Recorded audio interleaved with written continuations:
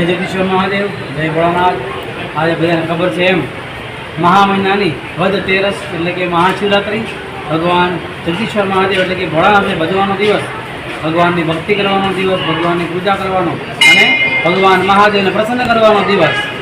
આજે સવારથી 5 વાગ્યાથી તે બપોરના 11 વાગ્યા સુધી દર્શનાર્થી ભાઈઓને અંદર અભિષેક માટે છૂટી હતી અને ખૂબ લાંબી લાઈન, ખૂબ વિશાળ સંખ્યામાં જનમેદની હતી અને માણસો ખૂબ પ્રેમથી, ભક્તિભાવથી, શ્રદ્ધાભાવથી ભગવાનની પૂજા કરવા માટે આવ્યા હતા।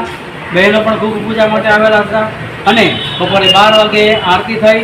આરતી પૂર્ણ થયા પછી ભાંગની પ્રસાદી વેચવામાં આવી। દરેક ભાવિ ભક્તોને ભાંગની પ્રસાદી 2:30 વાગ્યા સુધી એટલે કે 2 કલાક વેચવામાં આવી। ત્યારબાદ ભગવાનની શૃંગાર પૂજા કરવામાં આવી। ત્યારબાદ સાંજે 7 વાગે ભગવાનની શૃંગાર પૂજા આરતી કરી।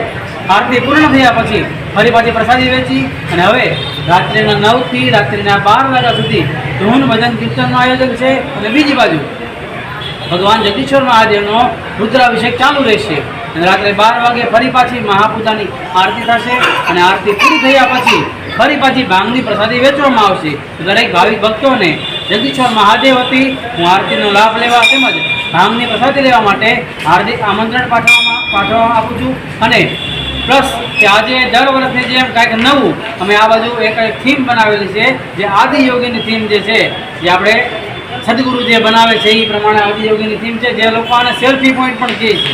સવારના માણસો ખૂબ ભીડ હતી અહીંયા સેલ્ફી લેવા માટે અને દર વર્ષે આપણે કંઈક નવું કરી અને ભક્તોને અહીંયા વધુ ને વધુ દર્શન કરવા માટે આવે એવી આપણે ભગવાનને ભાવના કરી, ભગવાનના આશીર્વાદ બધા ઉપર બન્યા રહે એવી પ્રાર્થના કરી છે। જય ભોળાનાથ, જય જગદીશ્વર મહાદેવ।